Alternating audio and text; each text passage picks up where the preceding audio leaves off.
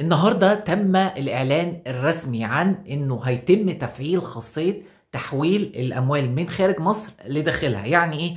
يعني أنت تكون مغترب مثلا عايش في السعودية أو في الإمارات أو في أي دولة أجنبية، ومعاك حساب دولار، حساب درهم، ريال، وعايز تحول لحد من قرايبك داخل مصر أو حد من أهل بيتك. فبدل بقى ما تستنى كذا يوم والكلام ده كله، انستا باي هيفعل لك خاصية التحويل اللحظي، بس على شرط ان انت الفلوس اللي معاك بالعملة الأجنبية هتتحول بالعملة المصرية اللي هي الجنيه المصري، وبالتالي انت هتحول الدولار هيدخل لأهل بيتك أو قريبك ده على حسابه البنكي بالجنيه المصري، وهيتم الإعلان بقى عن الرسوم على حسب البلد اللي انت بتحول منها وعلى حسب البنك اللي انت بتتعامل معاه. طبعا الخطوة دي هتبقى مفيدة لناس كتير جدا اللي هم داخل مصر، خاصة انه لو حد بيحول حوالة بيستنى أيام طويلة عشان توصل له الفلوس، لكن عن طريق انستا باي المفروض ده تحويل لحظي فبيوصل في ساعتها، وفي نفس الوقت هيقدر يصرف الفلوس على طول لانها هتبقى بالجنيه المصري. بس رأيي الشخصي ان الموضوع يكون موفر شوية، يقللوا الرسوم بتاعة التحويل